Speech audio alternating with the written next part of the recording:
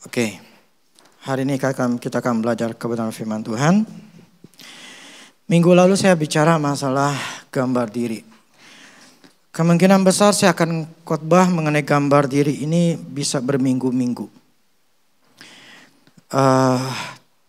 Karena saya semakin ngerti gitu loh. Seringkali kita tuh pengen punya kemauan yang kuat, pengen mau berubah. Kita ada kemauan berusaha untuk merubah diri. Tetapi tetap gagal gitu loh. Tetap ya gak mampu. Saya baru ngerti kenapa ada orang kenapa orang itu misalnya orangnya gemuk. Dia berusaha mati-matian untuk bisa kurus. Berusaha mati-matian. Ya bisa bertahan itu sebulan 2 bulan memang bisa kurus. Tapi itu gak bertahan. Gak lama kemudian setelah dia pergi lagi atau kemana, balik lagi gemuknya. Nah kemudian ya kenapa itu bisa terjadi gitu loh. Itu semuanya sebetulnya terjadi akibat gambar diri. Jadi gambar diri itu akan menentukan jalan hidup kita. Nah di sini sangat penting sekali. Jadi saya melihat bahwa saya saya jadi tahu pola, prinsip, pola. Seperti ya ketika saya konseling, saya bisa ngerti cara kerja Tuhan, polanya seperti apa setan bekerja. Sehingga ketika saya nangkep dia ngomong apapun juga, saya udah tahu jawabannya gitu loh. Nah ternyata ini polanya, gambar diri kita ini manusia ini adalah sebuah pola. Itu yang akan membuat seseorang itu bisa berubah atau tidak berubah tuh gara-gara ini. Jadi bukan karena kemauan, punya kemauan yang kuat, bukan. Kemauan kuat itu hanya efeknya gitu loh. Efek daripada gambar diri. Tapi ini gak mudah. Nah saya ingin gini, saya khotbah saat ini. Kita harus belajar atau kita mau mengakui diri sendiri bahwa kita memang bermasalah. Nah minggu depan kalian bawa pulpen. Karena saya akan coba untuk kita masing-masing saya ingin praktekkan dari pengajaran ini supaya kalau kita bisa praktek untuk kita mengetahui diri kita sendiri dan kemudian kita step by step lah saya akan coba untuk bisa membawa kita semua itu siapa tahu ada di antara di sini yang bisa berubah. Saya katakan siapa tahu karena memang gak akan semuanya. Bukan saya punya iman gak akan semuanya karena memang saya tahu gak akan. Kita buka dulu. Bilangan 13. Bilangan 13 ayat 25 sampai 29.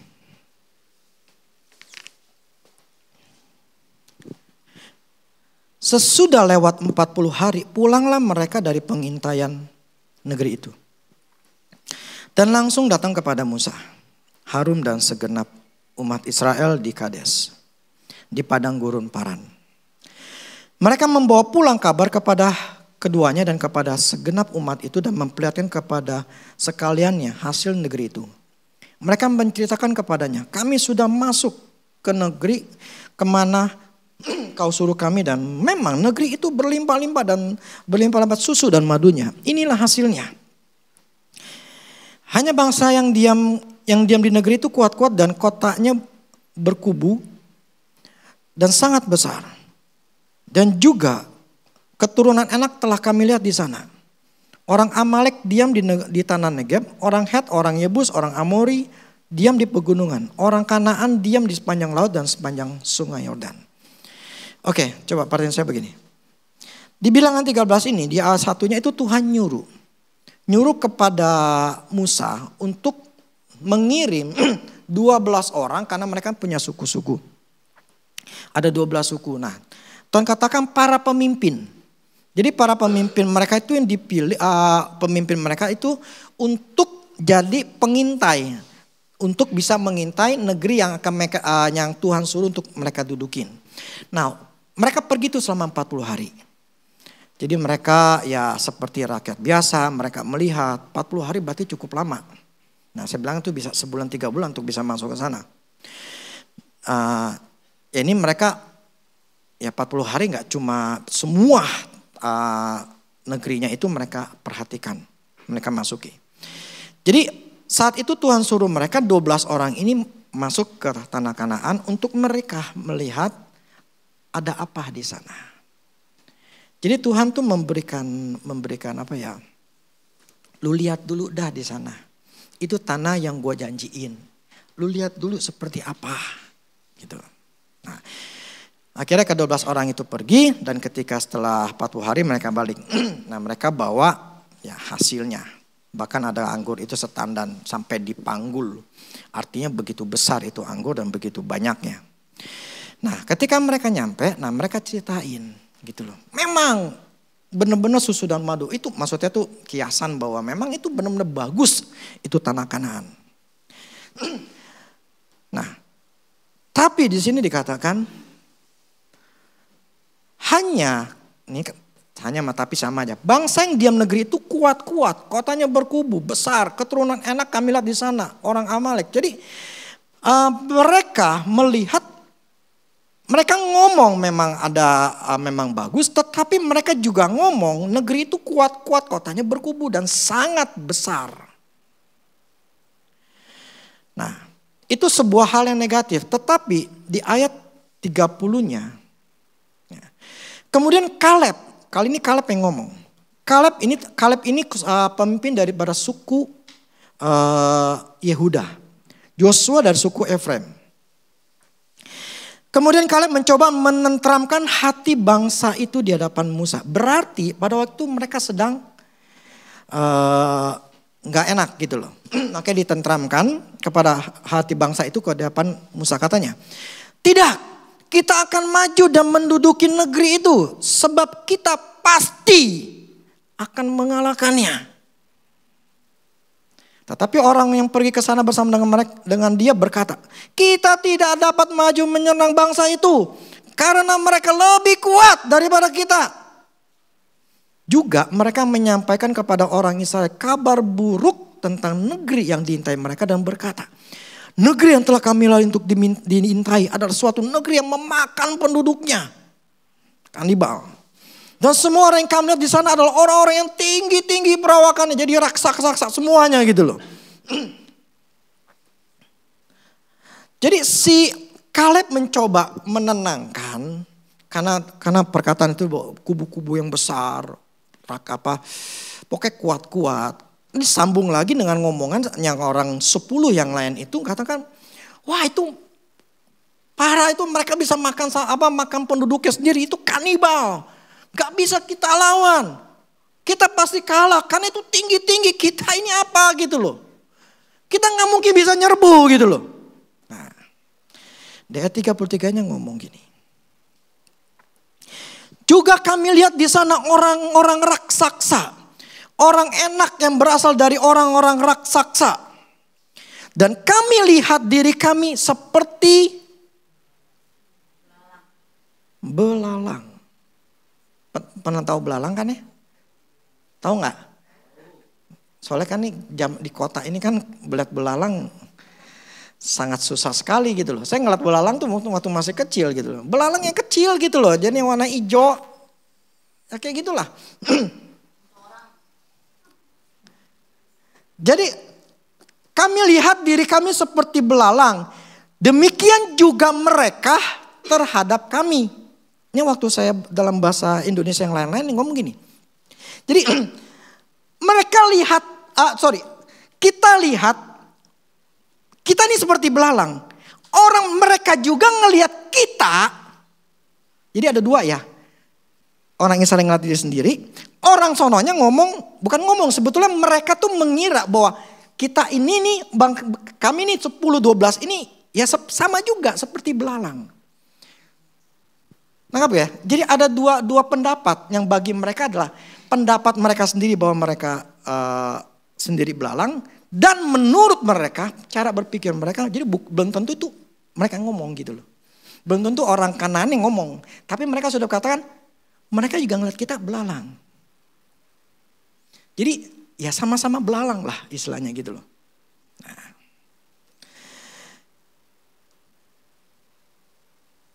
Kemudian di Bilangan 14 ayat 1 dan 2. Lalu segenap umat itu mengeluarkan suara nyaring.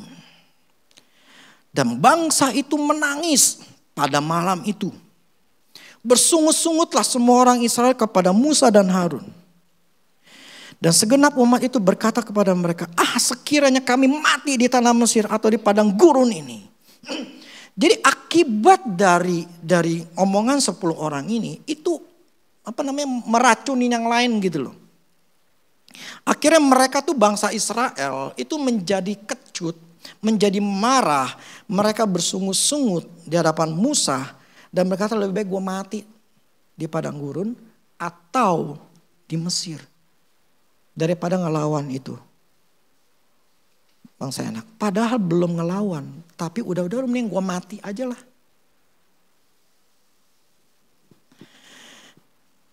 Langsung loncat di ayat 6 ya. Bilang 14 ayat 6. Tetapi Yosua bin Nun dan Kaleb bin Yefun yang termasuk orang-orang yang telah mengintai negeri itu mengoyakkan pakaiannya. Jadi zaman dulu mengoyakkan pakaian itu menyatakan ya itu sebuah ekspresi bahwa mereka tuh sedih, mereka itu bisa merasa sedih, merasa terhina gitu loh. Kalau saat ini merasa si Yosua sama Kalebnya ini merasa sedih gitu loh. Kenapa lu bersungut-sungut gitu loh. Dan berkata kepada segenap umat Israel. Negeri yang kami lalui yang diintai itu ada luar biasa baiknya. Jika Tuhan berkenan kepada kita, maka ia akan membawa kita masuk ke negeri itu. Dan akan memberikannya kepada kita. Suatu negeri yang berlimpah-limpah, susu dan madunya. Hanya janganlah memberontak kepada Tuhan. Janganlah takut kepada bangsa itu. Sebab mereka akan kita telan habis. Yang melindungi mereka sudah meninggalkan mereka. Sedang Tuhan menyertai kita. Janganlah takut kepada mereka. Lalu segenap umat itu mengancam hendak melontari kedua orang itu dengan batu. Tapi tampaklah kemuliaan Tuhan di kemah pertemuan kepada semua orang Israel. Jadi saat itu si Kaleb, Joshua dan Kaleb itu tampil dengan mengoyakkan. Itu negerinya luar biasa bagus. Yang melindungi mereka tuh udah pergi. Kita ini punya pelindung Tuhan gitu loh. Kita ini bisa ngalahin. Tapi jangan ngeberontak, jangan ngelawan sama Tuhan, jangan komplain, jangan bersungut-sungut sama Tuhan. Kita bisa kalahin. Nah, inilah dua tipe manusia di dunia ini. Termasuk orang Kristen. Seperti kemarin saya katakan, di dalam dunia ini, semua manusia Tuhan punya rancangan yang terbaik atau rancangan keberhasilan. Tidak ada satupun manusia itu Tuhan rancangkan miskin mati dengan kondisi menggenaskan. Saya percaya bahwa Tuhan tidak membuat seperti itu. Karena Tuhan adalah Tuhan yang penuh kasih. Dia gak pernah merancangkan hal yang jahat. Sekalipun itu bukan orang Kristen. Karena dia adalah tetap Tuhan atas manusia. Bukan Tuhan cuma hanya orang Kristen. Nangkap ya? Jadi jangan berpandangan bahwa ini hanya khusus orang Kristen, berkat segala macam itu khusus orang Kristen. Siapa bilang? Banyak tuh orang-orang yang berhasil. Orang ateis pun juga ada yang berhasil kok. Gitu. Jadi bagi saya semua orang manusia itu diberikan yang namanya masa depan yang cerah. Nah ini tipe ini adalah Alkitab ini mengajarkan bahwa ada dua tipe manusia. Yosua dan Kaleb itu sebagai tipe pertama, dan yang kedua adalah tipe bangsa Israel. Nah, tipenya ini adalah gambar diri. Bagaimana Israel melihat dirinya dan bagaimana Yosua dan Kaleb melihat dirinya. Inilah perbedaannya. Israel, bangsa Israel itu melihat dirinya kecil seperti belalang. Jati dirinya, gambar dirinya adalah jelek. Mereka membandingkan dengan bangsa Enak. Memang secara natural, memang bangsa Israel itu tidak sebesar daripada bangsa Enak. Apakah memang ada yang raksasa-raksasa? Ada, zaman dulu ada. Ya. Tetapi mereka melihat ketidakmampuan, melihat diri mereka itu kecil dibandingkan dengan apa yang mereka hadapi. Merasa diri kecil seperti belalang itu yang membuat mereka merasa tidak mampu, yang akhirnya mereka menjadi marah, kecewa sama Tuhan. Tuhan, kenapa? Lebih baik mati di padang gurun atau di Mesir daripada berperang mati untuk melawan mereka. Padahal mereka belum berperang tapi sudah menyatakan kalah. Mereka menyatakan lebih baik mati. Jadi gambar diri Israel ini adalah kecil. Dia menganggap tidak mampu. Mereka menganggap mereka itu bukan tandingannya. Pertanyaannya begini. Kenapa Joshua Kaleb ini kok bisa punya keyakinan yang berbeda dengan bangsa Israel?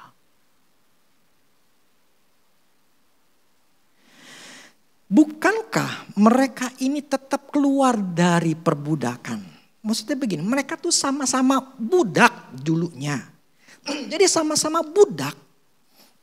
Semua tuh Joshua Kaleb tuh semuanya budak gitu loh. Tidak ada satupun yang merdeka gitu loh. Semua adalah orang budak karena memang bangsa Israel memang dibudakin oleh Mesir gitu loh. Tapi kenapa yang nama ini kok dua orang ini beda gitu loh. Kenapa yang lain tuh enggak gitu loh. Padahal mereka sama-sama melihat itu yang namanya Firaun yang mengejar mereka. Kemudian di tengah ya Sungai Yordan, di Laut Merah itu kemudian sampai ditenggelamin, mati, dan mereka melihat bagaimana itu Tuhan bekerja membuat itu pada mati. Kemudian Tuhan membuka air lah, dikasih burung puyuh lah, segala macam. Artinya bangsa Israel itu ngelihat bagaimana, kalau di sini Joshua tuh ngomong pelindung. Bagaimana pelindung mereka, penolong mereka yang begitu luar biasanya. Mereka melihat dengan mata kepala sendiri bagaimana itu matinya orang-orang Firaun. Tapi mereka tidak bisa percaya. Itulah yang namanya mukjizat. Tidak menjamin kita orang Kristen percaya, punya iman. Sekalipun Tuhan pernah tolong kita dengan ajaib yang luar biasa, itu tidak menjamin kita masih punya iman. Saya ngomong gini karena saya pernah ngalamin. Saya punya gambar diri yang jelek.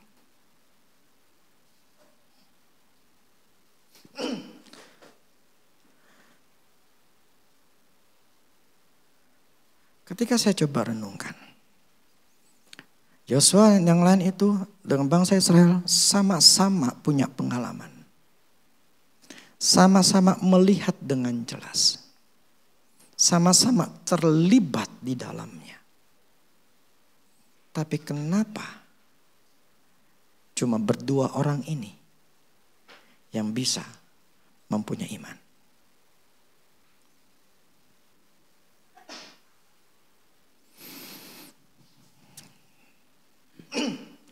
Apa? Jadi begini. Kenapa bangsa Israel itu tidak melihat Tuhan? Mereka itu tidak melihat Tuhan. Tidak melihat Tuhan di dalam apa yang dilakukan oleh Tuhan. Membunuh bangsa Israel, bangsa Mesir yang ngejar, memberi makan, memberikan air. Kenapa mereka tidak melihat Tuhan di situ? Karena hati pikiran mereka tertutup. Kenapa tertutup? Dosa. Hatinya gelap. Berapa minggu lalu saya katakan, apakah kita berusaha mencari tahu kegelapan di hati kita? Dan kita berusaha untuk membereskannya, melepaskannya.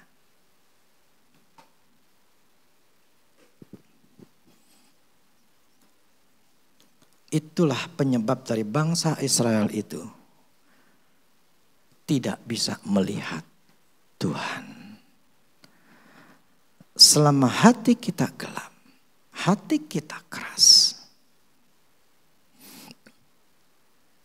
hati kita tertutup, kita tidak akan pernah bisa melihat Tuhan. Sekalipun kita pernah ngalamin mujizat. Bangsa Israel ketika melihat kemuliaan Tuhan, mereka anggap itu hal yang biasa. Mereka wow, udah gitu doang. Tapi mereka tidak mempelajari bagaimana atau merenungkan bagaimana kuasa Tuhan begitu luar biasa. Mereka tidak melihat keluar biasaan Tuhan. Mereka cuma hanya melihat tangannya Tuhan. Dan hanya mereka, oh Tuhan udah jawab doa kita, selesai. Tapi mereka tidak ada keinginan untuk mengenal Tuhan.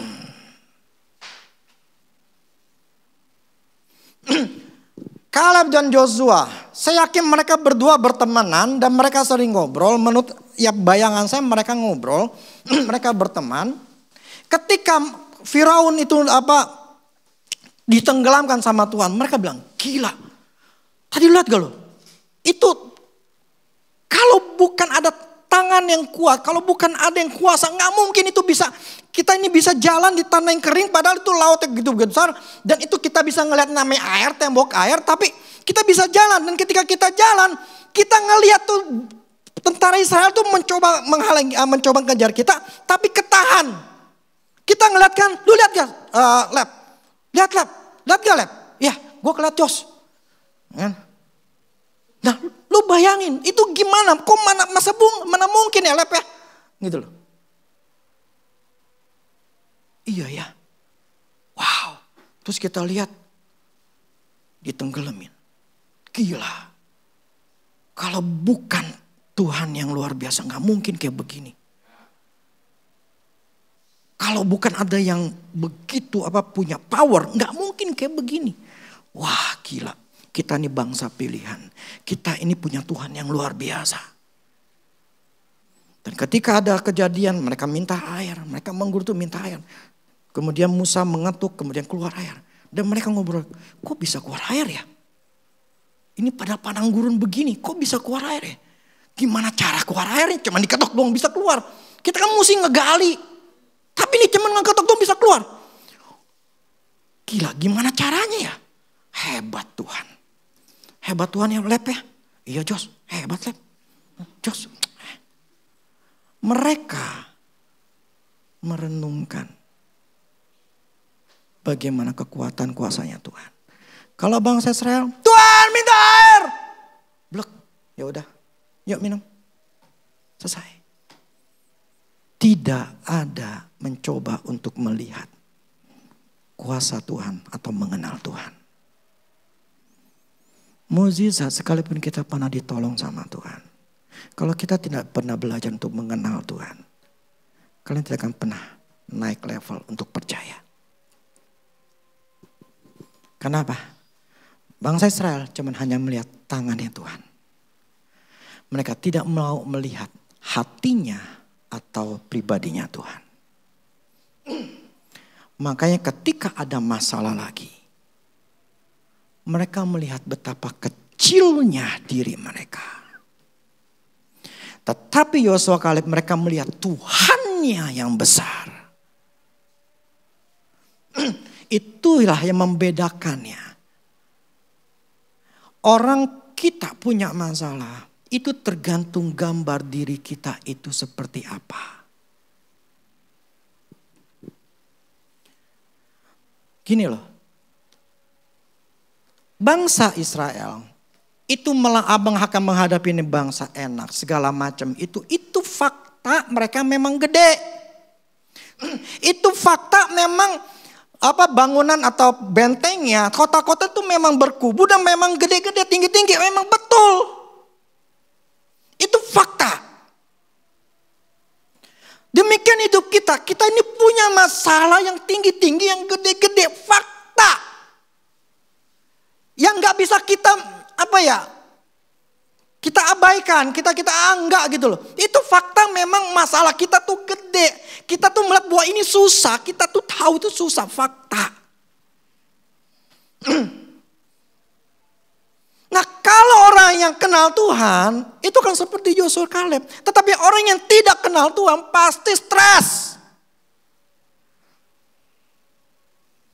Takut dan menggerutu sama Tuhan.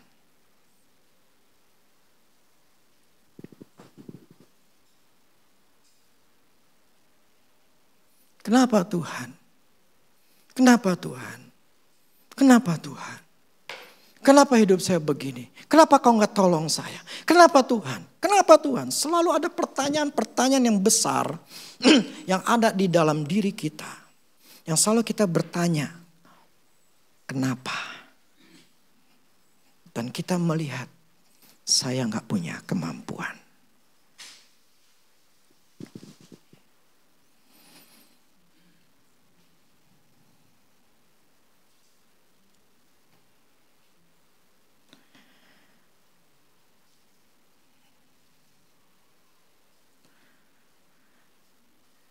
Bangsa Israel, hati pikir mereka tertutup akibat dosa. Dosa itulah membuat bangsa Israel itu menjadi pemberontak sama Tuhan. Dan mereka tidak menyadari itu. Mereka tidak melihat bahwa Tuhan itu adalah jawaban atas masalah mereka menghadapi bangsa enak. Mental mereka tuh gak punya. Hati mereka gelap yang membuat mereka menjadi bebal. Walaupun mereka melihat kuasa Tuhan yang dahsyat menghancurkan tentara Firaun. Bangsa Israel tidak belajar melalui kejadian itu untuk mengenal siapa itu Tuhan. Mereka tidak belajar, yang belajar cuma 2 orang doang. Bangsa Israel menjadi bangsa yang bebal. Bebal itu adalah orang yang udah dikasih tahu A. Maksudnya jangan ngelakuin A. Dia kan tetap ngelakuin A. 2 kali tetap ngelakuin 3 kali. 3 kali dia kan tetap ngelakuin. Itu bebal namanya. Udah dikasih tahu, tetap aja ngeyel gitu loh. Yang kemarin sebelnya saya marah-marah. Itu namanya bebal. Begini, kita manusia itu punya roh bebal. Saya punya, kita semua punya. Saya tidak mengatakan bahwa saya tidak punya. Tapi akibat kebenaran ini saya sadar. Gue punya roh bebal. Hati gue gelap.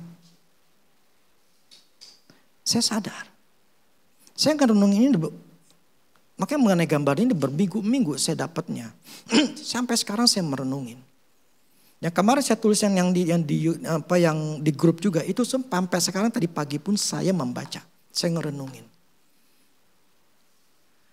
Karena gambar diri inilah yang akan membuat saya berhasil atau tidak.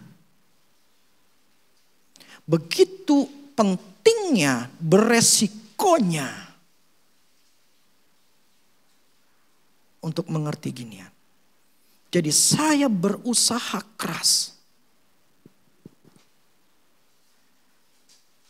supaya hati yang gelap, hati yang bebal ini itu menyingkir dari hati saya. Selama kita tidak menyadari, gue punya hati yang gelap, hati yang bebal, hidupmu akan tetap bebal. Akan tetap sama. Karena menganggap bahwa ini sesuatu yang biasa. Seperti bangsa Israel, melihat itu biasa. Tidak ada keinginan untuk mau merubah hati mereka. Karena saya akui, mental mereka adalah mental budak. Mental budak adalah mental yang selalu ditekan. Selalu ada di bawah. Jadi si bangsa Israel ini karena mereka budak, mereka tuh dipecut lah, mereka harus ngelakuin ini, ngelakuin itu. Mereka benar-benar sebagai budak yang selalu ditekan.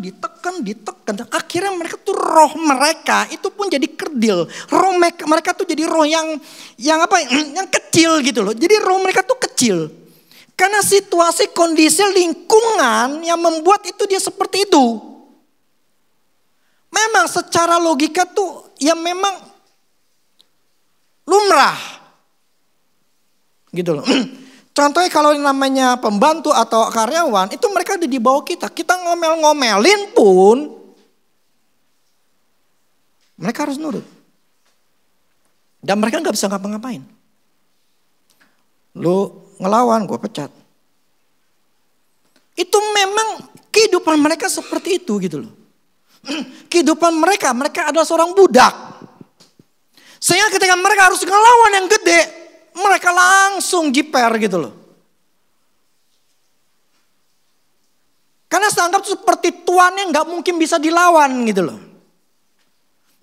Nah mental inilah yang masih dimiliki oleh si bangsa Israel pada waktu mereka keluar dari Mesir. Nah si Joshua dan Kaleb mental ini berubah. Bukan berarti Joshua Kaleb itu bukan budak, mereka tetap budak gitu loh. Satu bangsa Israel itu budak. Semuanya. Cuman Joshua dan Kaleb ketika keluar dari Mesir, dia melihat kuasa Tuhan yang begitu luar biasa, membuat mental budaknya mulai terkikis. Mulai berubah. Menjadi mental apa? Pejuang.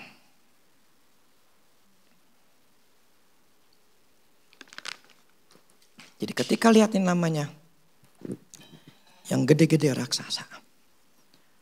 Mentalnya muncul, kita bisa lawan. Yuk kita fight, yuk kita berantem, kita bertempur, kita bisa menang. Tapi bangsa Israel gak punya mental. Mentalnya cari aman. Tahu cari aman? Gak berani melangkah. Gue gak punya modal, gue gak punya ini, gue masih lulusan segini, gue cuman SMA, gue begini, gue orang miskin, gue bla bla segala macam.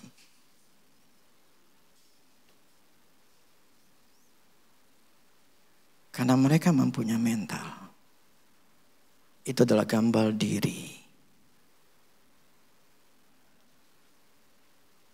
Itulah kehidupan kita.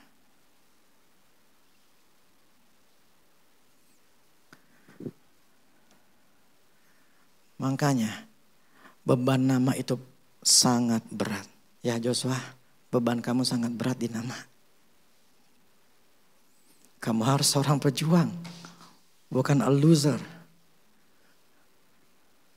Seperti Mikael Manuel, mereka harus hidup di dalam sesuai dengan nama.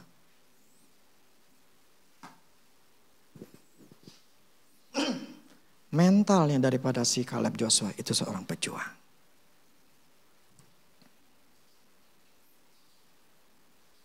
Kalau kita mentalnya orang Israel, tidak bakal masuk ke tanah Kanaan.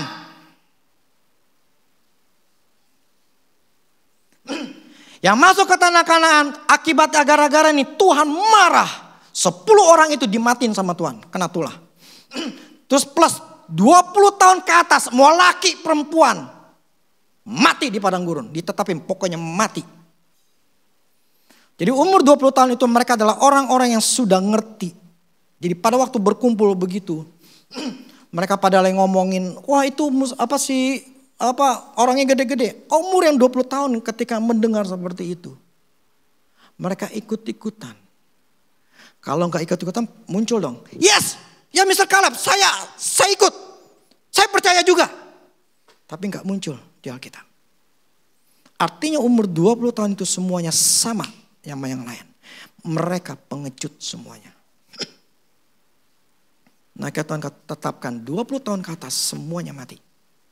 20 tahun ke bawah berarti mereka tuh belum dewasa.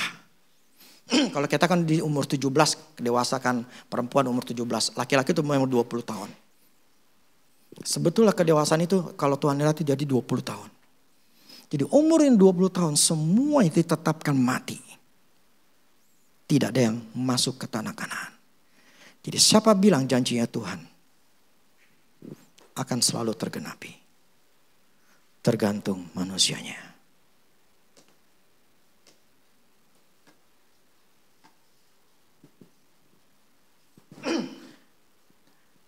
Tanah Kanaan adalah sebetulnya ya, itu milik kita.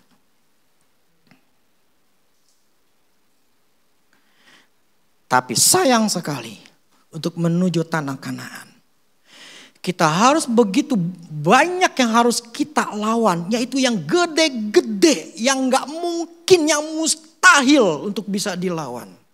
Itu harus kita hadapin.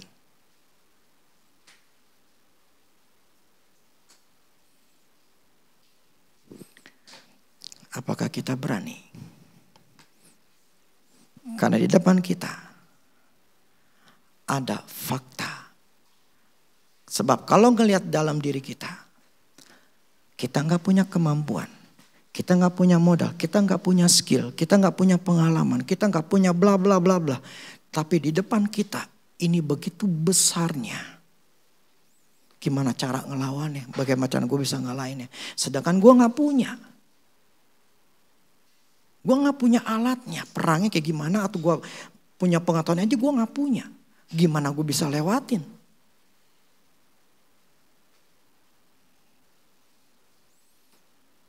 Itulah gambar diri. Kalau kita enggak, gini loh, kalau kita tahu diri, ya, tahu diri nih, memang saya enggak punya, memang faktanya saya ini belalang, betul.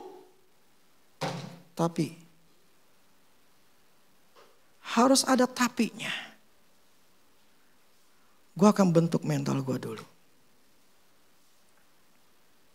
Gue akan berusaha dulu. Gue akan kenal Tuhan dulu. Gue pengen cari pengertian dulu. Gue cari hikmatnya Tuhan dulu. Gue pengen tahu apa yang Tuhan ingin maunya. Gue pengen tahu apa yang gue harus lakuin dulu. Karena gue tahu gue nggak bisa perang langsung. Gue nggak bisa terjun langsung. Kalau gue langsung berbisnis begini, habis gue. Daripada gue ngelakuin kayak begini, parah gue. Oke, gue tahu ini nggak bisa gue lakuin sekarang. Yaudah. Gue diam dulu. Gue cari Tuhan dulu. Gue coba minta hikmat. Gue minta tuntunan Tuhan. Gue minta dulu sama Tuhan supaya mimpin gue apa yang gue harus lakuin. Setelah gue punya, gue berjalan.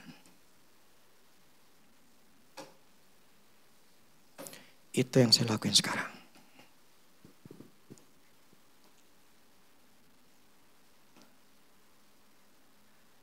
Saya lebih baik mundur dulu.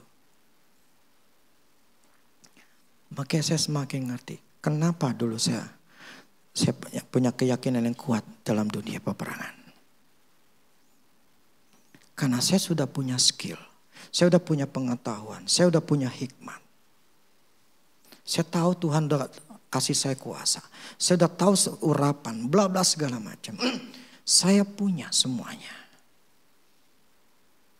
Walaupun saya nggak tahu tujuannya untuk apa. Tapi ketika saya punya Tuhan sodori untuk saya ngelangkah menang. Itulah kenapa. Kalau kalian ada kadang-kadang dengar, ada pendeta itu diserang. Habis melayani rumah tua diserang pakai jantungan. Ada yang ke akhir diserang. Gue pengen pulang belak-belak diserang. Kalian pasti ada dengar seperti itu. Saya nggak pernah. Kenapa? Karena saya sudah punya keyakinan yang kuat. Saya punya keyakinan yang kokoh, yang gak mungkin tergeser. Saya begitu yakin dan yakin, sangat yakin. Nah, itu saya punya. Bukan saya punya itu dengan mudah. Jadi more than conquer, lebih dari pemenang adalah melihat kemenangan dulu sebelum perang. Kalau si bangsa Israelnya ngelihat kalah dulu sebelum perang. Kalau Joshua Kaleb ngelihat kemenangan sebelum perang. Beda.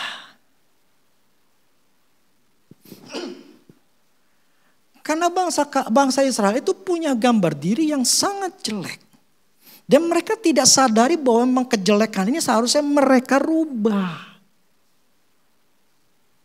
Kalau kita sama-sama ini nggak tahu dan kita tidak peduli bahwa kita ini sebetulnya punya gambar diri yang jelek dan kita anggap biasa. Ya sudah, kamu tidak akan pernah bisa masuk ke tanah Kanaan. Enggak bakal bisa. Karena tanah Kanaan itu sangat-sangat membutuhkan yang namanya skill, mental. Kalau nggak punya langsung ngelabrak, habis. Itu yang saya alamin. Akhirnya saya ngerti kesalahan saya itu apa. Akibat saya ngerti kesalahan saya langsung back off. Mundur. Ngertiin dulu. Mesti punya power, punya pengetahuan, bla bla segala macam. Semuanya harus saya persiapin semuanya. Karena saya pengennya begini.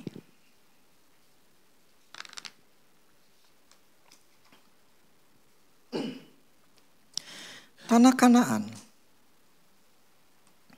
itu tidak perlu namanya 40 tahun. Cuman problemnya karena itu satu bangsa. Seharusnya Joshua Kaleb, seandainya itu mereka satu bangsa itu percaya sama Tuhan. Seperti Joshua Kaleb gitu, mereka tuh punya mental yang kuat. Itu mereka cuman hanya merupakan waktu berapa bulan. Itu kan sampai masuk ke tanah Kanaan kan 40 hari kan. Itu 40 hari sambil jalan-jalan. Logikanya gitu kan. 40 hari jalan-jalan. Berarti itu kurang lebih sebulan itu mereka bisa menjejakkan kaki ke tanah Kanaan. Emang tanah Kanaan gede banget. Tapi prinsipnya mereka sudah masuk di bulan pertama, bulan keduanya. Sambil jalan bulan keduanya. Itu mereka bisa masuk. Tetapi problemnya karena mereka mengeluh, dikasih puter. Muter ke atas, muter baru sini. Tujuannya apa? Biar pada mati tuh. Pada mati semua tuh. Yang 20 tahun ke atas biar mati semua tuh. Tapi seandainya mereka semuanya siap. Maksudnya begini. Ketika mereka ngeliat, wah luar biasa. Tapi luar biasa juga bangsa anaknya gede-gede. Wah susah. Tapi mereka berdiam diri. Mereka gak ngeluh, gak memberontak sama Tuhan. Mereka berdiam diri dulu. Mereka kayak orang tenangin hati dulu. Yang seperti si Kaleb pertamanya tuh nenangin hati dulu. Mereka mencoba untuk mengangkat mentalnya. Nangkap gak? Mempersiapkan mentalnya dulu. Yang punya mental baru 2 gitu loh. Yang 20 tahun ke atas yang punya mental cuma 2. Sisanya itu tempe semua. Jadi seandainya mereka tuh mundur dulu, mereka tuh merenungkan dululah. Mengingat bagaimana Tuhan berkuasanya menenggelamin itu Firaun. Mereka coba renungin gitu loh. Entah berapa lamanya, anggaplah sebulan lah. Enggak perlu mereka 40 tahun.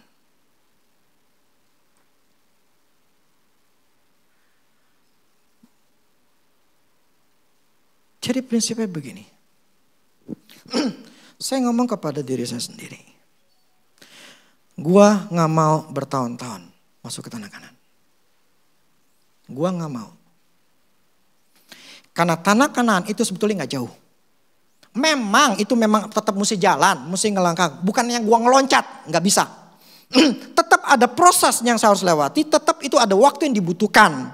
Betul, ada. Tapi bukan berarti itu sampai puluhan tahun. Jadi saya ngomong pada diri saya, lu gak perlu bertahun-tahun lu bisa sukses. Gak perlu. Asal lu sudah ngerti, lu punya mental, lu cukup 3 bulan lu nyampe ke tanah Kanaan. Nangkap gak? Problemnya kita ini adalah orang yang emosionalan. Manusia adalah orang yang emosional yang selalu ingin bertindak sendiri. Tanpa persiapan. Tanpa punya hikmat atau pertimbangan. Kita bertindak, yang ngomong A, kita ngomong ke A. Ngomong B, kita ke B. Tanpa ada persiapan. Tanpa ada pertimbangan. Nah akhirnya kita ini akan bisa melakukan kesalahan. Nah seharusnya kita lakukan adalah cari Tuhan, kenali jalan-jalannya Tuhan. Apa yang harus saya lakukan, apa yang harus saya persiapkan, apa yang saya harus punya. Jadi dulu dalam peperangan, saya itu dipersiapkan dulu sama Tuhan. Semuanya pengertian pewayan iman, urapan, itu saya dipersiapin semua. Jadi full di badan saya ini sudah ada urapan, ada proteksi Tuhan, ada hikmatnya Tuhan, ada pertolongan Tuhan. Semuanya saya udah punya gitu loh. Jadi ketika tahun 2006 mulai pelayanan, jebret sekali itu langsung kita menang dan terus menerus menang.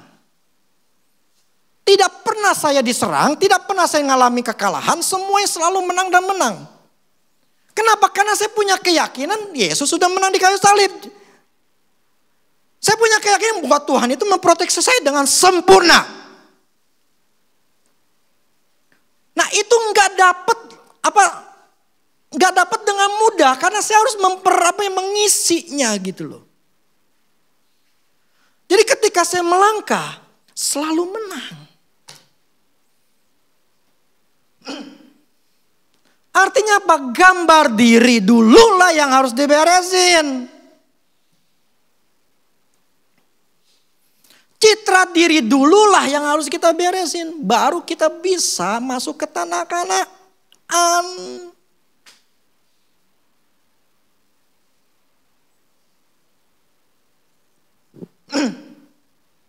Nih, arti citra diri, gambar diri begini. Gambaran yang kita miliki tentang diri kita sendiri. Gambaran ini diciptakan atau tercipta oleh pengalaman dan kepercayaan kita. Dan itu akan mengontrol perilaku kita. Jadi gambar diri itu adalah, citra diri itu gambar diri tentang kita. Yang kita miliki akibat kita punya pengalaman. Gitu loh. Kita punya latar belakang, lingkungan. Dan kita mempercayai itulah saya. Dan itu yang ngontrol kita. Kuasai kita sepenuhnya. Bangsa Israel punya hati seorang budak.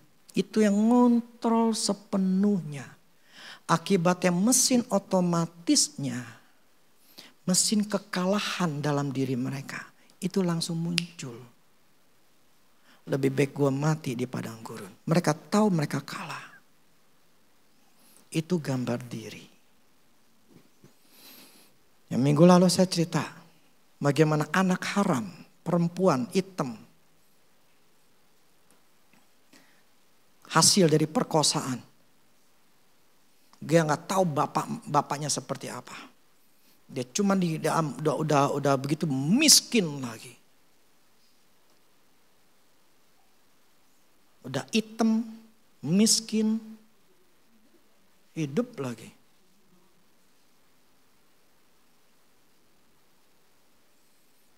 Saya nggak mau cerita panjang, itu semua ada di YouTube.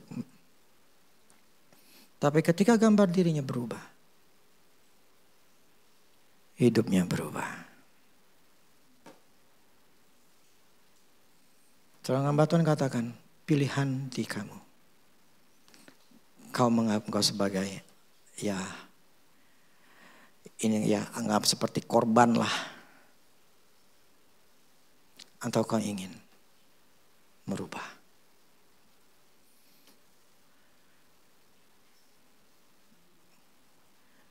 Itu tergantung kita.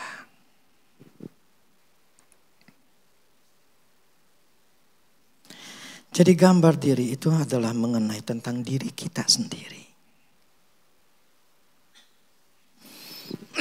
Pandangan tentang diri kita sendiri. Panjang sebetulnya hal, makanya saya akan berminggu-minggu. Tujuan saya apa? Saya ingin coba selalu ingetin. Makanya kemarin sebetulnya yang saya bilang how to find, to follow and to fulfill. Ini saya berpikir bahwa kalau saya sudah mengerti kehendak Allah. Sekarang saya belajar dalam mengenai follow-nya. Karena saya melakukan kesalahan bukan follow-nya. Saya pakai emosi jadi saya melakukan kesalahan. Tetapi akhirnya saya berbalik lagi mundur lagi. Ya ini. Saya sedang mempersiapkan ini. Gambar diri.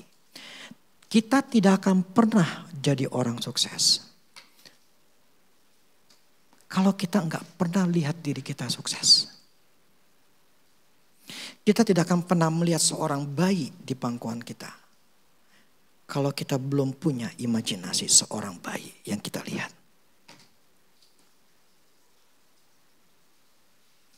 Jangan bilang kamu akan sukses. Kalau di dalam dirimu kamu tidak melihat kesuksesan itu. Kalau sekarang masih ngeraba-raba. Kalau sekarang masih gak jelas. Berarti kau belum sukses. Dan jangan pernah melangkah. Karena firman Allah katakan, kalau kita melakukan segala sesuatu tanpa iman, dosa. Saya istilah dipukul dengan firman Tuhan itu. Saya sadar, gue ngelakuin karena terpaksa. Dan coba-coba, siapa tahu berhasil.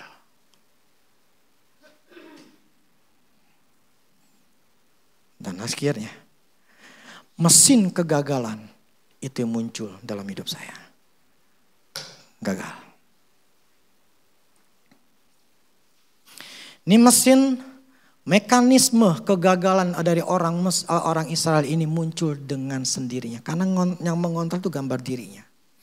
Mengontrol gambar diri seperti apa, itu yang keluar. Sehingga gambar diri Israel itu yang jelek, akhirnya mereka selalu akan kalah. Orang yang tidak punya gambar diri sukses, dia akan selalu kalah. Selalu gagal. Karena gambar diri itu akan membuat kita akan bertindak persis dengan apa yang kita gambarkan diri kita. Saya kasih contoh. Itu kemarin saya katakan. Gambar diri saya adalah orang sehat. Saya tidak punya gambar diri saya orang gendut. Saya tidak punya gambar diri saya ada orang kurus. Saya nggak punya gambar diri seperti itu. Saya menciptakan. Saya katakan menciptakan. Gambar diri saya adalah orang sehat. Dan ini saya tanamin ke anak-anak saya. Gambar diri saya sehat, saya akan berusaha untuk hidup sehat. Akhirnya tindakan saya, pola makan saya, pola tidur saya, pola minum saya, semuanya adalah selalu sehat. Otomatis saya akan lakukan itu. Tanpa saya berusaha untuk sehat. Jadi ketika saya makan, otomatis di badan saya cukup. Saya nggak akan makan. Walaupun saya suka makan, walaupun saya tukang ngemil juga, saya tuh habis makan pasti ngemil. Itu pasti. Hari ini nggak ada makanan, saya kan di sini nggak ada kemilan. Saya lupa bawa. Kadang-kadang istri saya beli bikin apa namanya? Nastar. Saya akan makan nastar, saya ada namanya apa? Ya apa? Apa namanya? Yang rasa sagu itu. Ya sagu keju. Saya akan makan. Jadi ada berapa nih? 3 atau 4. Saya akan makan. Tapi saya akan makan 1 atau 2. Klek-klek selesai. Makan ini tetek selesai. Saya nggak akan makan sampai 10, sampai 20 atau banyak. Enggak. Cepat habis. Nanti udah nggak ada lagi. Tapi ini mesin otomatis saya, mekanisme dalam diri saya, gambar diri saya itu kan selalu menyetop. Saya suka makan kacang, saya kadang-kadang kacang apapun saya suka. Tapi ketika saya makan kacang, itu saya nggak mungkin sampai 50 butir kacang, sampai 70 butir kacang, nggak mungkin. Nggak mungkin itu terjadi. Paling saya makan sekitar 10-20, langsung stop. Otak saya, kalau ini bilang alam sadar saya. Alam sadar saya tuh akan bilang stop. Jadi saya makan apa aja, saya selalu akan punya yang namanya limiter dalam diri saya. Stop. Jadi saya tidak akan pernah makan banyak. Dan image saya bahwa yang namanya gula, manis-manis itu enggak bagus. Itu enggak baik. Jadi saya nggak suka yang namanya manis-manis. Bahkan di anak-anak saya sendiri pun dari kecil tuh mereka tuh nggak ada yang namanya permen. Nggak ada tuh yang namanya di rumah saya tuh ada stoples permen gitu loh. Nggak ada. Nah makanya anak nih, ini doyan permen. Ketika di luar ada permen, dia bisa makan banyak. Bisa 10 dia makan. Kalau nggak ketahuan. Makanya dia pernah sakit lehernya.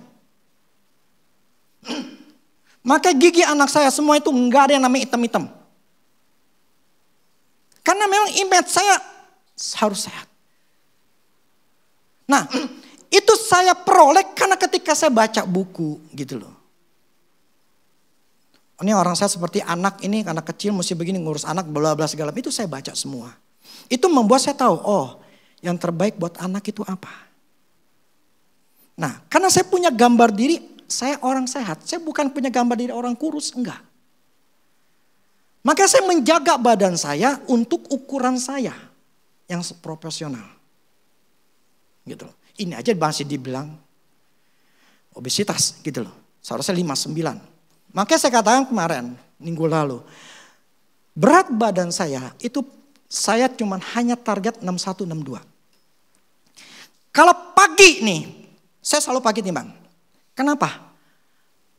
Karena ditentukan saat itu. Gue makan pagi atau enggak. 62. Gue enggak makan. Cuma dia terakin mulu. Makan. Enggak. Paling saya makan itu yang sifatnya kecil ya. Biskuit kayak gitu. Hanya untuk nambel doang.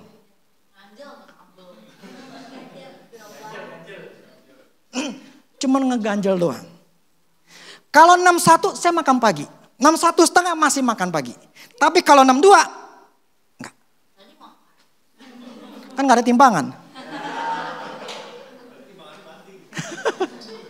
Kan tinggal di sini, timbangin di sana. Tetapi itu saya lakuin. Kenapa? Saya punya image dalam diri saya harus jaga diri saya karena saya orang sehat. Kenapa? Karena saya pengen panjang umur, dalam arti saya bukan orang yang penyakitan nanti. Jadi saya proteksi diri saya. Karena saya melihat ya, anak saya masih butuh saya. Pengertian gini, ini saya pengen kalau si Alfred kan masih dengerin sama saya seperti ini. Sama saya seperti sekarang ngajarin dia. Ini pengertian ini saya pengen tuntun anak saya. Tuh mereka tuh punya pola kayak begini. Ini pola hidup.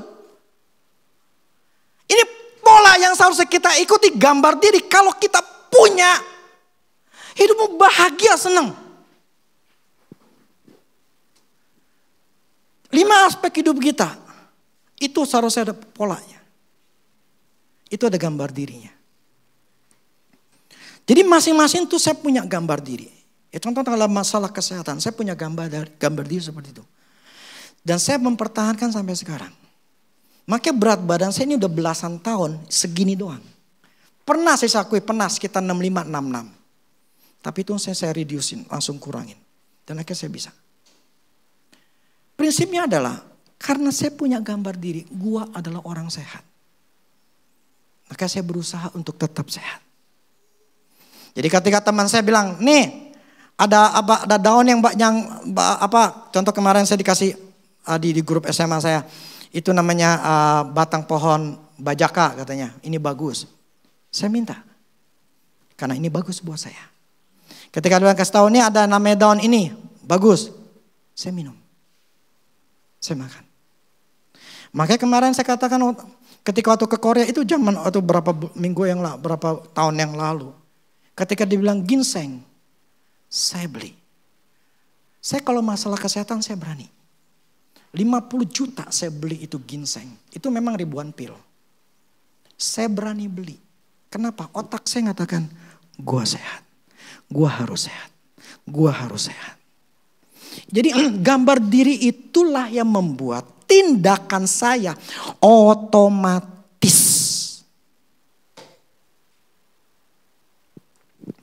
Kalau saya nggak punya gambar diri sehat, saya nggak akan lakukan itu. Semuanya harus berusaha, semuanya harus diusahakan.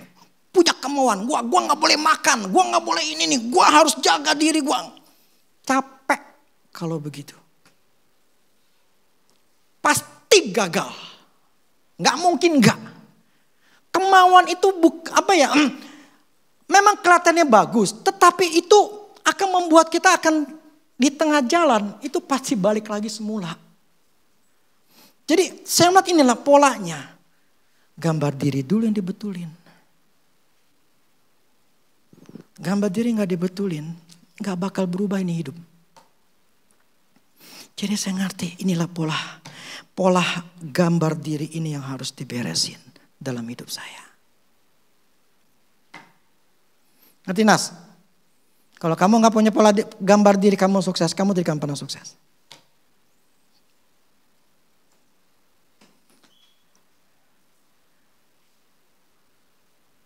Jadilah seperti Kaleb, Joshua. Ketika mereka melihat kemuliaan Tuhan, mereka merenungkannya. Mereka melihat, ini bagus. Ini benar. Tuhan luar biasa. Itu membuat gambar dirinya berubah. Gambar diri inilah yang harus kita rubah masing-masing. Fokuskan di situ.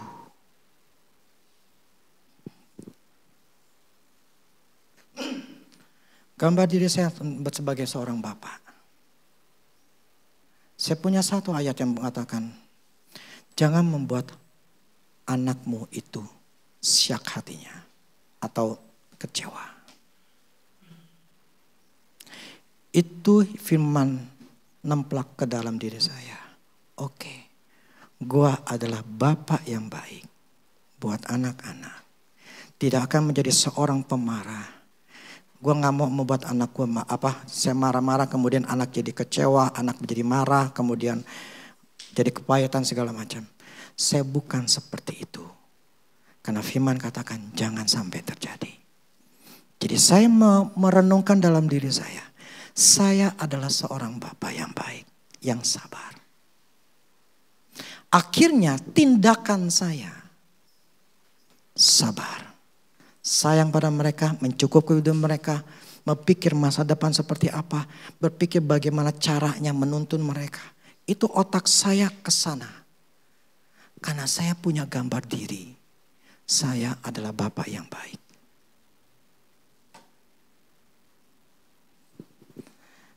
Nangkap.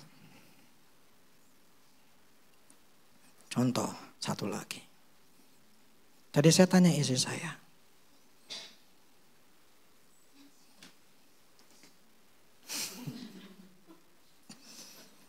Lu nganggap diri lu cantik ya?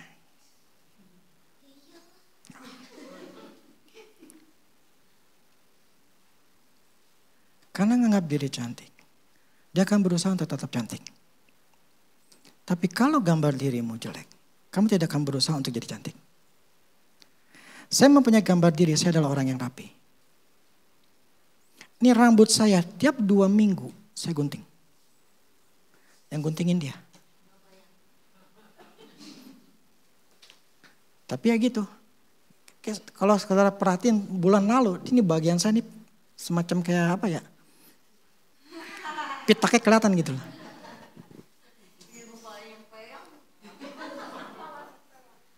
Kepala saya peyang.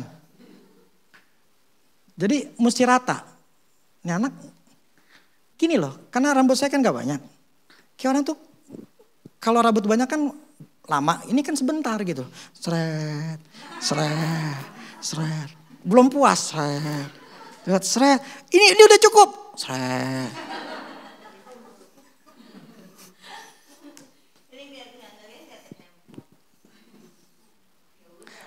Yang saya maksud begini. Karena image saya adalah orang rapi. Saya akan selalu melihat. Otomatis tindakan saya adalah saya selalu harus rapi. Tapi kalau image kita, gue memang orangnya begini, gue memang berantakan.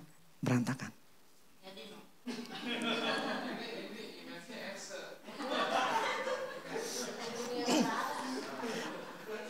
Nah, makanya waktu itu anak saya si Kyle, itu anak kalau disyukur juga waktu itu sampai susah gitu loh. Nah mamanya tegur, pandangan orang itu mempengaruhi. Kamu suka ngelihat saya rambutnya panjang atau ngelihat rapi seperti ini? Aneh. Ini gak mungkin dipandang. Kamu suka rapi atau saya berantakan? Karena kerapian itu kita dilihat enak. Ya kan? Tapi kalau kita berantakan, orang juga ngeliat gak enak. Dan image orang pun jadi akan jelek. Bukan kita apa ya, supaya orang lain tuh gak negatif sama. Bukan. Kita juga harus jaga. Karena itu akan mempengaruhi kita. Orang menghargai kita, tidak menghargai itu seringkali itu karena penampilan. Bukan karena pakai emas, bukan karena pakai baju bermerek, kagak. Cukup rapi.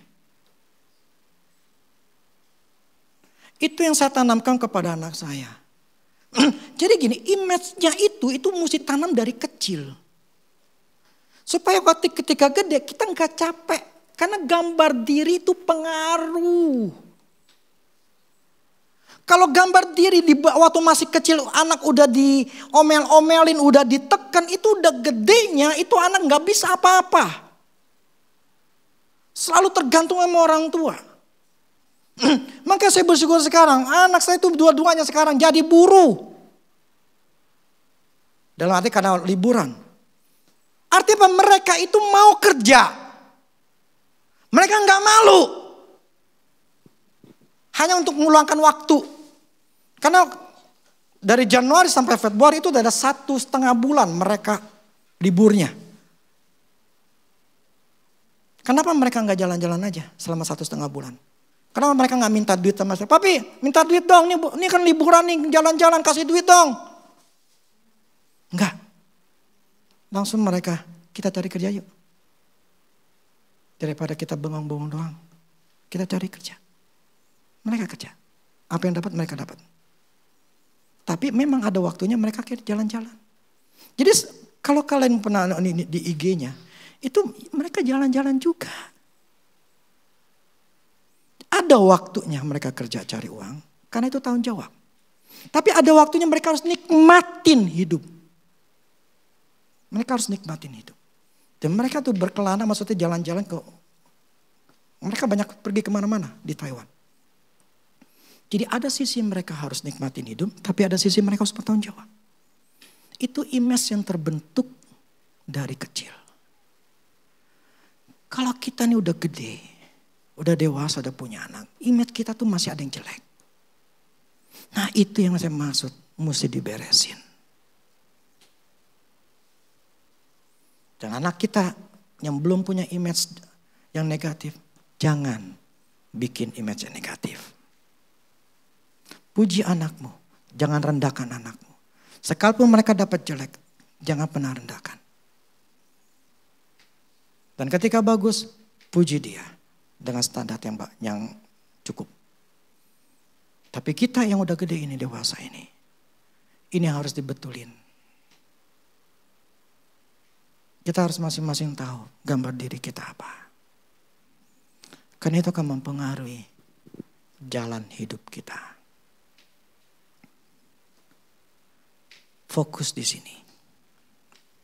Ini saya lagi fokusin. Ketika saya punya mental, punya pengetahuan, punya skill, punya segala sesuatu, saya akan ngelangkah, gak peduli itu yang namanya susah, besar, segala macam. Gue gak pikirin, gue udah punya. Dan gue pasti menang. Itu yang saya dapat di dalam peperangan. Jadi saya harus dapat di hal yang lain. Ketika saya dapat, saya akan lari. Saya akan masuk ke tanah Kanaan, tidak perlu bertahun-tahun. Karena banyak yang mereka trader katakan, dia 7 tahun, dia 10 tahun, dia 12 tahun. Saya gak perlu begini. Kenapa? Karena bagi saya begini, tanah Kanaan tuh gak jauh. Sebulan 3 bulan nyampe. Biar kita tuh punya apa? Punya keinginan atau punya sebuah gambar diri bahwa tanah Kanaan gue gak jauh. Ngerti gak? Tanah Kanaan gue gak jauh, gak jauh. Gue harus cepat. Tapi gue tahu sekarang gue gak mampu. Ya udah, gue siapin diri. Gue siapin diri supaya gue punya kemampuan atau mental yang kuat. Gue siapin diri. Sampai udah waktunya gue akan jalan. Gue jalankan, gue masuk ke tanah Kanaan. Amin. Siapin itu. Jangan pusingin. Aduh gue putus gimana. Nggak usah pusingin itu. Lebih baik berdiam diri. Kumpulin. Tapi kan gue sebagai laki mesti begini. Mau ngapain melakukan sesuatu ujung-ujungnya salah. Udahlah, mendingan kita punya dulu hikmat pengetahuan. Sampai kita sudah siap, baru kita ngelangkah. Jadi maksud saya gini, tahu diri gitu loh bahwa gambar diri ini jelek. Nah udah tahu diri jelek ya udah sekarang betulin. Amin. Kita semua tuh punya gambar diri jelek. Saya katakan saya punya gambar diri jelek. Saya tahu, saya sadar, makanya saya lagi betulin. 5 aspek hidup ini apa nih gambar diri? Nanti minggu depan lah saya ini. Seandainya nih, ini saya lakukan nih berminggu-minggu. Dan kemudian kita semua nih mulai sadar gitu ya. Mulai ngerti gitu ya. Kemudian melakukannya. Saya jamin kalian tuh berhasil. Amin. Pasti firman Tuhan tuh gak pernah salah. 5 aspek hidup ini harus berhasil. Harus berhasil semuanya. Kita diberkati masalah Tuhan, kita tetap setia, kita mengasihi Tuhan, bukan mental tempe. Kita punya kesehatan yang bagus. Kita punya keluarga, anak-anak sehat semua, anak-anak tunduk semua, anak-anak baik semua. Enggak ada yang jelek. Pekerjaan kita semuanya bagus, saya bisa berhasil, akhirnya uang. Jadi bisa punya. Akibat uang ada, nambahlah ke atas. Itu untuk menambah kebahagiaan kita. Nambah kebahagiaan kita. Kita pakai uang itu untuk ngelainin Tuhan. Kita pakai uang itu untuk Tuhan. Nambah buat kesehatan kita, buat keluarga kita. Buat keluarga kita itu bahagia. Dengan uang keluarga kita bisa beli makanan, bisa jalan-jalan gitu loh. Jadi yang ujung yang terakhir uang itu bisa dipakai untuk menambah kebahagiaan. Saya katakan menambah. Menambah kebahagiaan yang di atasnya. Kesehatan kita pakai duit ini. Buat apa? Buat cek darah. Yang kemarin saya pelayanan juga begitu. Waktu ke rumahnya itu cek 9. Terus istrinya pakai Toyota Camry. Tapi hanya punya duit nggak sampai 1 juta malah kemarin saya terakhir. Itu aja dia nggak mau. Satu lagi juga sama. Sekarang stroke. Kalau yang ini yang pertama mati gitu loh. Yang kedua ini stroke. Cuman hanya nggak mau bayar. Jadi uang dipakai, belilah kesehatan. Saya dulu, sekarang saya cuman hanya pakai susu madu begitu-gitu aja. Jahe yang campuran herbalik. Saya dulu biasanya, oh ada vitamin ini, saya beli. Mahal 500.000, 7.000 gue beli. Oh ada ini, saya beli. Saya beli kesehatan. Saya beli kesehatan. Sekarang saya banyakkan herbal. Saya beli itu kesehatan. Ada duit beli kesehatan. Bukan buat beli yang lain. Beli kesehatan. Nambah kebahagiaan. Demikian seterusnya. Ini satu lagi saya mau ngomong. Saya kaget tuh kemarin pas saya lihat di YouTube. Gila gue ngomong satu setengah jam. Ini saya 1 jam nih. Berasa gak? Nih.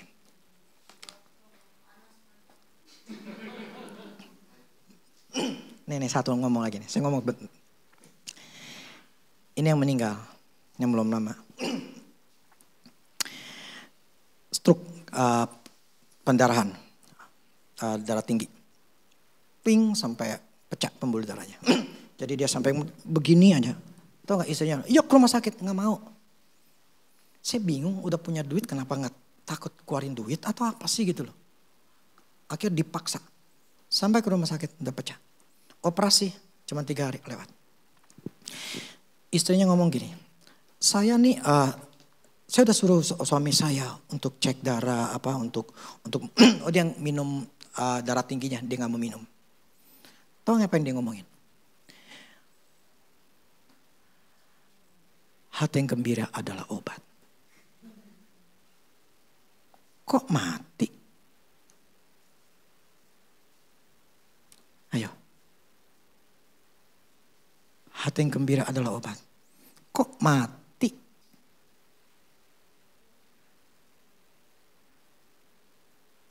Firman Tuhan salah dong.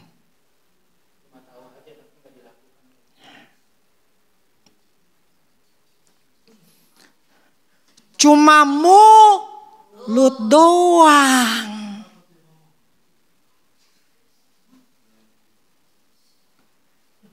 Tapi hatinya dongkol, hatinya kepahitan, hatinya kecewa. Saya nggak tahu dianya seperti apa dia.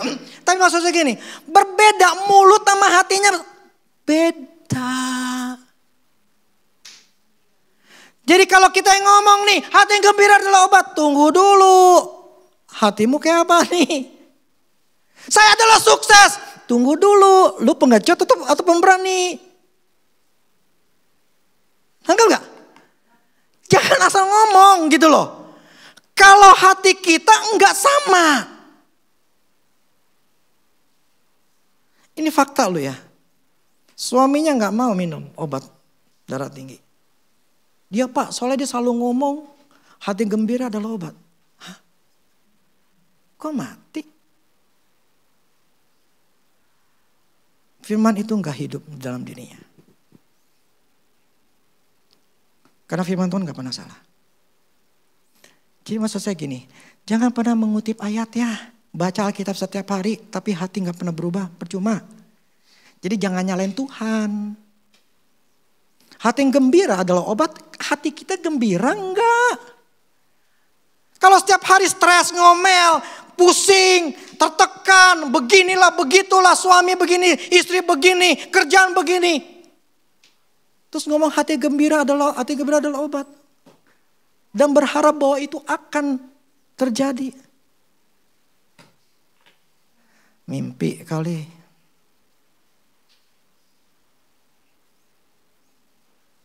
Nangkap ya? Saya ngomong apa adanya. Karena memang ini supaya kita ngerti. Firman Tuhan tuh bukan dipermainkan.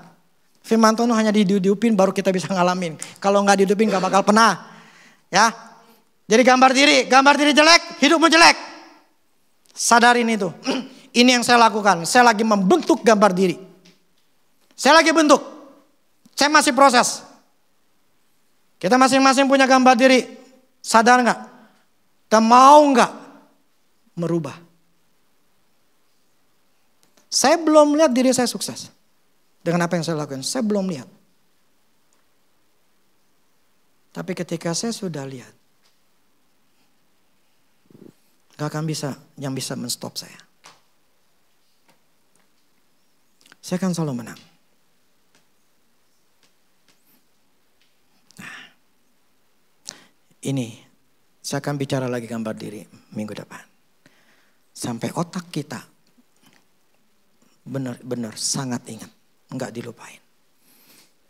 Ini yang saya lakuin. Dengan apa yang saya sedang lakukan.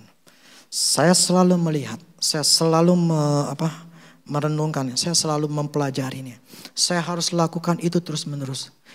Supaya otak saya ini enggak lupa. Sehingga apa? Menjadi bagian mekanisme otomatis dalam diri saya. Kalau udah otomatis kesuksesan itu akan terjadi. Kalau selama ini kalau saya gagal itu otomatis kegagalan saya yang lakuin. Jadi saya sekarang membentuk bagaimana otomatis kesuksesan, keberhasilan itu terjadi dengan otomatis. Itu yang saya sedang bentuk. Jadi saya sedang membayangkan, saya mengimajinasikan, saya sedang membentuk imajinasi saya adalah orang yang sukses, orang yang berhasil. Itu saya lagi bentuk. Kenapa? Ketika saya sudah melihat saya sukses, berhasil, saya pasti sukses. Enggak mungkin enggak. Kita yang tentukan masing-masingnya. Amin. Dia paling senang amin. Kemarin malam udah dikasih lihat 9 negara.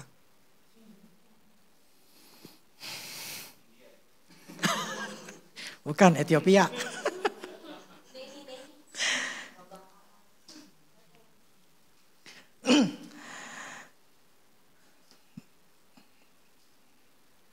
Yuk kita belajar. Jujur. Terhadap diri kita sendiri. Amin. Oke, yuk. Musik.